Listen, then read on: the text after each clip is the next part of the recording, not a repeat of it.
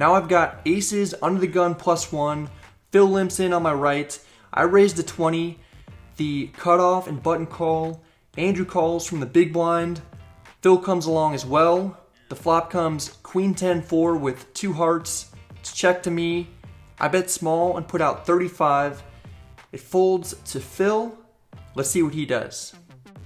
I'm gonna raise it. I'm gonna raise 130.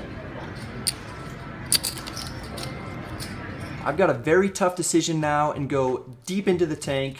I raised under the gun +1 after Phil limped in, so there's no reason for him to think I'm weak. I bet into 4 people on the flop, making it way less likely that I'm weak. If he's bluffing and trying to get me to fold an overpair, it's just a gutsy play by him. I check my cards again to see if I have the ace of hearts, but I don't. That makes me lean way more towards a call because it's now a lot more likely that he could be raising with the ace-high flush draw. If he does have a big draw, I'm a slight favorite. If he has a made hand, I could be a huge underdog. There's a lot to think about, and I don't love my spot because I know that this player in particular is capable of dodging bullets. What happens next is one of my favorite moments that I've ever gotten on the vlog. This is a tough one, man. All right, I'm gonna lay it down. Don't fucking lay that shit down. Show it. You Turn gotta one show card it. off. You gotta show it. I fold. Yeah, I have you beat. But turn a card off. What the fuck are you doing? Don't play so good against me. Turn one off, dude. Let's go. Wow. Next. Okay, you can fold. That's all right. You would have won. So. Queen 10. So very good. That fold was too good. I wasn't expecting that. Like, you won that hand. Even though you would have ended up winning the money, you would have gotten it all really bad. But you saved your stack instead of just giving Phil Hellmuth 600 or 700 with aces, like the rest of them would have done, like the world would have done. You somehow, like he would have 100% have done. Alex admits it. I would not have done that. You would have folded Yeah, aces. Sure. No, you would have called one straight, sucked down, and then tried to get the And then last I would have 500. gotten all of it from you. Every penny. No, then I make the great laydown. But it was a very good fold. Max credit. We get switched to the main game where we pick up pocket aces on the button. I raise to 30. The big blind makes the call. We're heads up in position. The flop comes 10-4 deuce with 2 spades. We've got an overpair and some backdoor draws. The big blind checks. This is a spot that I've gone over with Nick Petrangelo where on these types of boards you can bet pot or more with your whole range since I'll have all the strong combinations including sets and overpairs like aces.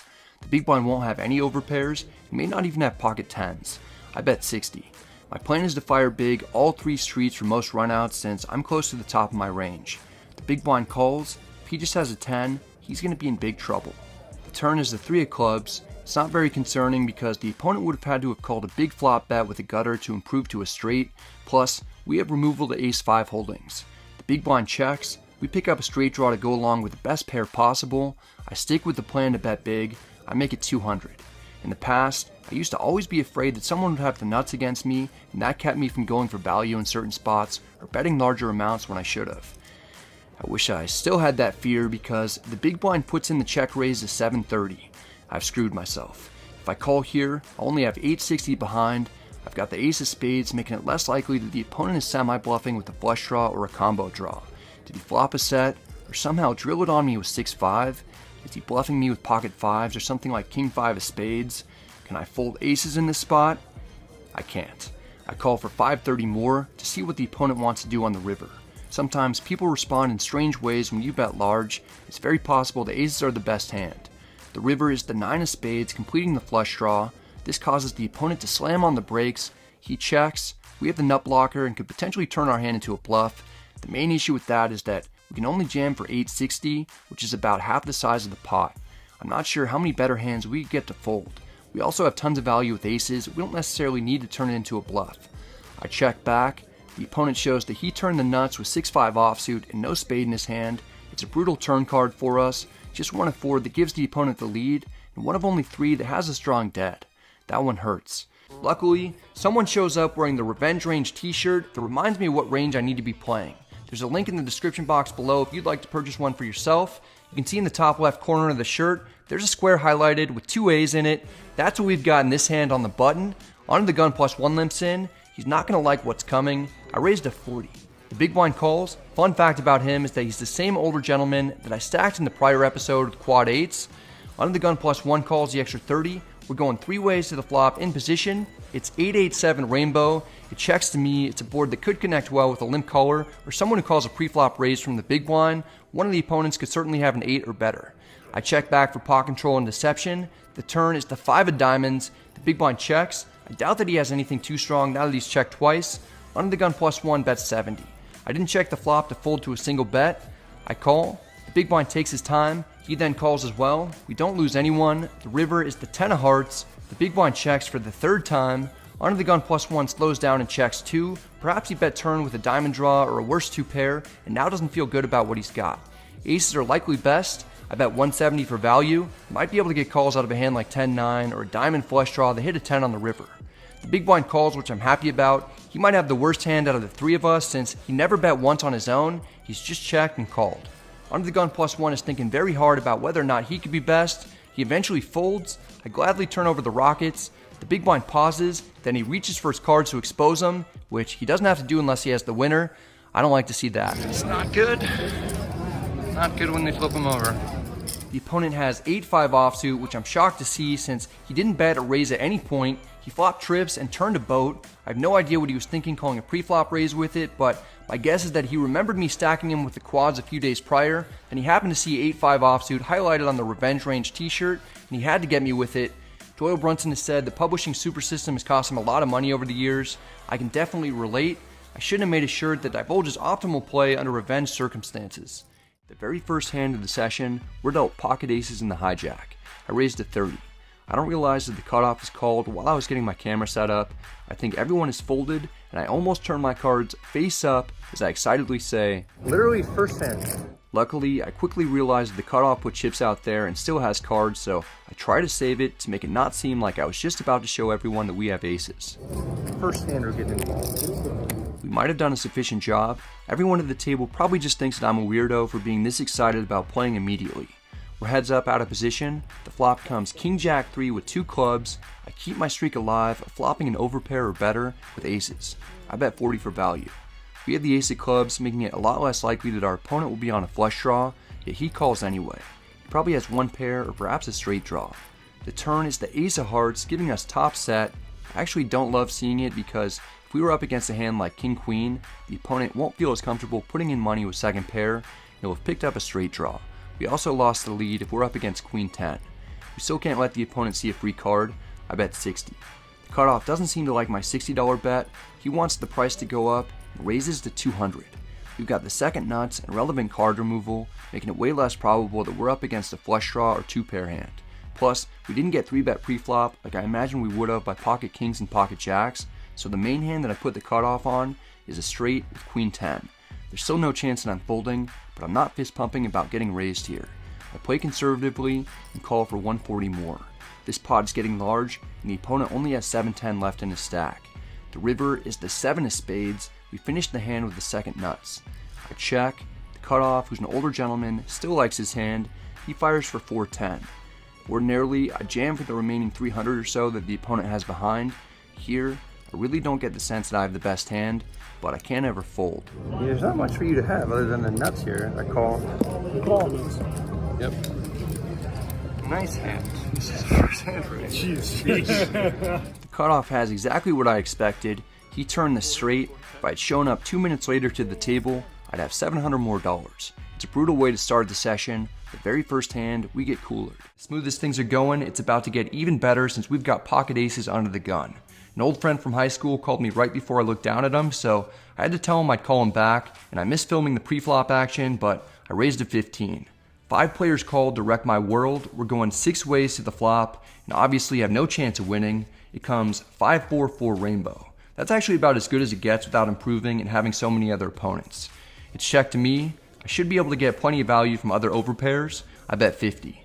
A player in middle position folds, the button folds, the small blind folds, the big blind folds. Somehow no one had a better hand. We get it through. I bluffed a couple of times. I like to control my image, so I show that I actually had it here. I did have aces on that one. Oops. Oh, I'm sorry. Oh, shit. If you remember the beginning of this hand, I told you that 5 players called me pre-flop. Only 4 folded. The hijack called in the 1 seat, and I didn't see it, then exposed my hand. I was distracted, plus I'm a complete idiot, not a fun spot for me to be in. The hijack is working with a lot more information than I have, and may start firing big bets as a bluff to try and get me off aces, which may or may not work for him. He could also really have a monster hand like quads or a boat. After all, he called me when I bet into 5 players. Luckily, he suggests a solution. You want to take it down? Or you want If you don't mind, I mean, yeah. There's obviously a lot of confusion at the moment, all caused by me since I didn't accurately follow the action, but the opponent is cool. He says that we can check it down, or I can bet the turn with the implication that he has a worse hand and will fold. I'm always going to take option number 2 to bet the turn and end the hand as soon as possible. The dealer puts out the 10 of diamonds. I bet 15, expecting the player to fold like he made it seem he would. This is when things get even crazier. The dealer thought that we were just checking it down and puts out the 9 of diamonds on the river. I thought you said he said 50. I said check it down. Yeah, I thought you said bet the turn just so I can. Oh, I didn't hear that part, but that's why I was laughing. Oh, he said okay. I said okay on checking it down, and then I thought you said if you want to check the turn. Check it down. Yeah, that's why you did. And then I thought you said if you want to bet the turn. I didn't say anything. I'm super confused because I obviously thought that I heard the player suggest that I bet the turn, but now he's denying it, and the dealer didn't hear anything about betting the turn. The hijack seemed to be trying to play friendly. I feel like a complete jerk for betting when... Hold on. Let's play back the audio from previously. Alright, I mean, yeah. Alright, I mean, yeah. Alright, I mean, yeah. I don't know what the hell is going on. This is very embarrassing for me though. I thought you meant. Is this gonna go on the vlog? This is I hope not. I'm sorry. I mean, whatever. I'll just. Okay, alright. The player shows that he has pocket 10s for a turn full house. Now everything makes a lot more sense. The opponent told me that we could check it down, or made it seem like he'd fold to a turn bet when he had the worst hand, but after hitting a 2-outer and me betting, he all of a sudden forgets saying anything about a turn bet and seemed to be contemplating a raise for value. This is up there with the strangest hand that I've ever played. Again, it all started from me making a mistake. That mistake somehow ends up working out huge for me because otherwise I would have gotten sucked out on and would have lost a much bigger pot. The opponent would have at least gotten 2 more bets out of me, but I miraculously get bailed out again, this time by messing up. Oh, okay. He saved us all. Wow. A lot of big mistakes. Wow. No. Here. Yeah. Gee, that was a weird one. The more the hijack thought about what happened after the hand, the more he was bothered by it, and I don't really blame him. He for sure would have made more money had it played out normally. I feel bad about the situation, and I tossed him $100 to ease the tension a little. I wanted to try and make things as fair as I could and make everyone feel okay about moving forward. That seems to do the trick. A few minutes go by, then we pick up pocket aces on the button in a straddle pot. Under the gun +1 limps in for 10. This is the older player who caught me bluffing earlier. I said my plan was to get involved with him and bet big for value because he clearly doesn't like folding against me or getting pushed around at the poker table from younger generations. He happens to be running well at the moment. He just doubled up after getting it in, drawing dead to a gutter. Somehow he drilled it and now has a much bigger stack for us to absorb into ours. Everything's aligning for us to win a massive pot. We've got a monster hand against the right opponent with the straddle on. I raised to 45 in order to isolate him. Under the gun +1 calls. We're heads up. The flop comes King Jack 4. What a dream. In the hand I bluffed him in previously, he limp called a raise pre-flop with King 6 suited, so it's at least possible that he has top pair here, and I can get max value from him. The opponent checks. I bet 55 for value. I want the player to stick around. He calls. The turn is the Queen of Hearts. Normally, I wouldn't like seeing this card because it connects with cards that a normal human might call a flop bet with. This guy's special though, and I've already seen him play King 6, proving that he doesn't necessarily play cards with similar denominations. The opponent checks. Typically, I might check back. I don't want to miss value against this player, and if somehow I don't have the best hand, I should at least have straight outs. I bet 130. The player gathers chips and calls quickly. He might have taken some time to think about raising me if he had 2 pair or better. We've got him hooked, and I plan to take advantage of his light calls on the river, particularly since he's already seen me try to bluff him. The dealer puts out the 3 of spades. Against anyone else, I'd consider this a blank. Against this guy, he could realistically have King 3 or Jack 3 or something ridiculous that magically hits this. Under the gun +1 checks. I can't be scared that he has an overpair beat. I bet 400 to punish him if he thinks I'm bluffing. We're looking for a call one last time. We don't get it. The opponent has other ideas. All in. Yeah, Jesus. Should be about almost 9. Oh, man. That's not what I wanted to hear. I just feel like you have king 3 here. King 3 might seem like an absurd hand to put someone on, but I can't put it past him.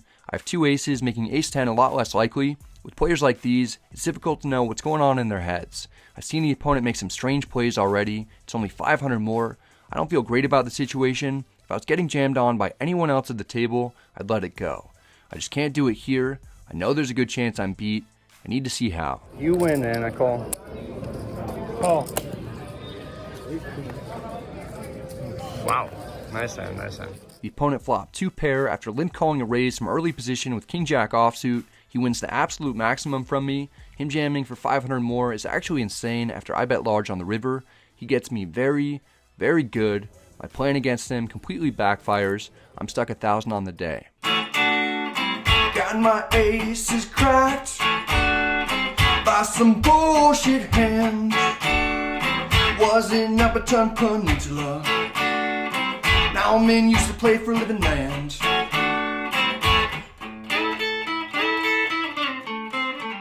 That old guy is too good. In this one, I pick up pocket aces myself. About time we see a real hand to strength this session. I raised to 30 from under the gun. Under the gun +1 calls. The big blind calls, we go 3 ways to the flop. It's 9-8-6 with 2 clubs. It's a nightmare since our opponents are going to hit this hard once they flat my pre-flop raise. I don't even have the ace of clubs to fall back on. The situation gets worse. The big blind leads for 50. I already don't like it, but I'm not folding. I call. The player behind me folds. I'll feel much better. Under the gun +1 calls. We don't always get what we want. The turn is the 4 of spades. It shouldn't change anything. The big blind bets 160. There's really only one good river card for me, and I could actually already be drawing dead. Plus I have 2 opponents to beat. I still think I could be in the lead. I call. I'm skeptical though. Under the gun +1 gives me one more reason to get out of the hand. He raises to 540. I haven't been in one good spot today. It's all been an uphill battle. The big blind calls the 540, which makes me think that he likely has a draw and doesn't have anything too strong, or else he would have jammed. It doesn't matter too much. I'm done with this. I fold. The river is the king of diamonds. The big blind checks. I stop recording, but under the gun +1 bets 670. The big blind folds queen jack of clubs face up. The player on my left would later tell me that he had 7-5 suited and flopped the bottom end of the straight. We at least made the right laydown. After adding on for 1,000 more, we pick up pocket aces under the gun +1. We're in for 3,400 total and have 3,370 to start the hand at this point. Under the gun limps in for 20. It reminds me of an old saying. There never was a horse that can't be rode, never was a cowboy that couldn't be throwed, and never a limper who should go unpunished for limping. We raise a 70. This doesn't bother the under the gun player. He calls. We're heads up in position. The flop comes queen jack 10 with 2 diamonds. Under the gun checks. Fairly often, we'll be way ahead. I check back for pot control and deception. The turn is the queen of diamonds. Under the gun checks again. He probably doesn't have anything, or he would have bet by now. I make it 100. Under the gun isn't sure what to do. He may be considering bluffing because he knows that I might have bet flop with top pair. It looks odd that once a second queen comes out, I'm okay betting. The opponent calls. This could be another light call, or maybe under the gun has a hand like king jack. I'm not really sure what his range looks like when he limp calls pre-flop raises. The river is the 4 of spades. If we were ahead on the turn, we should still be ahead. Under the gun leads into us for 300. This has become a bizarre hand. After checking for pot control on the flop, I'm never folding to this bet. I call. Under the gun shows that he has me destroyed with queen jack of hearts for a turned full house. I told you earlier that when people check call turns then lead rivers, they usually have monsters. We get pocket aces in the under the gun straddle. We've been moved to a new table. We're no longer in the high stakes area. We're in the main room, but it looks like our good fortune remains unchanged. My friend has a final table that starts at 10 a.m., which I'm looking forward to sweating, so I'm planning on leaving soon. Winning one more nice pot before I head out would be a great way to cap off the session. Our nemesis that we battled with in the last several hands is in the hijack. He raises to 120. He may not like me much at the moment. I like him a lot though. He just keeps teeing it up for us. I 3-bet to 400. The opponent's stack is halfway to the 6-figure mark, and I don't mean that he has a 3-figure stack. He has a giant stack. He makes the call. We're heads up, out of position. The flop comes king 10-7 rainbow. It's fairly innocuous, not a whole lot to be concerned about. I down bet to 300. There's no quick decision from the opponent. He appears to have at least a piece of the flop. He gathers chips, then ultimately calls. Could have a king, maybe he has queen jack or a smaller pair with some backdoor draws. The turn is the 8 of spades. Some unlikely straights get there, and there are 2 spades on the board now. I don't want this pot to get too big. I check for pot control purposes. If we get a check back, we'll know that we're in the lead and we can make a large bet on the river if it's a blank. It won't be quite that simple for us. The opponent bets 700. Feels like he just has a king, or maybe he's taking a stab at some sort of semi-bluff like we did previously with 10-7 of hearts on the turn. It's important to note that the ace of spades is unaccounted for, so we might be up against a flush draw or a combo draw of some sort. I call, which really caps our range for the most part. We'll rarely have two pair or better when we check call turn. The river is the 5 of hearts, it's pretty much a blank. I check again, the opponent is contemplating what to do and he's taking his time. Eventually, he puts out a gigantic bet of 4,000. There's a gross spot. I don't think the river changed anything, and the opponent only bet 700 on the turn with a lot of draws present. The spade draw missed, and so did the Broadway draw. Like I mentioned earlier, our hand is capped at 1 pair, so we pretty much got the best hand that we'll have. Given how we've played this, with just a small bet on the flop and a check call on the turn, our rockets are somewhat under-repped. Could the opponent have ace-king and think that he's got the best hand or that we're chopping? If we can beat his bluffs and potentially a value hand like that after playing a bit passively post-flop, we don't want to be too quick to fold. I'm not loving it, but I'm not letting it go. 7 nice hand, nice hand. The opponent makes the maximum from me after flopping a monster. Just like that, minutes before I was planning on getting up, our profit gets completely wiped out and I'm now down 2,500. Poker's not an easy way to make a living after all. Stay in school, younger viewers. This one's painful. Looks like I'll be a little late to my buddy's final table. I've got some money to win back.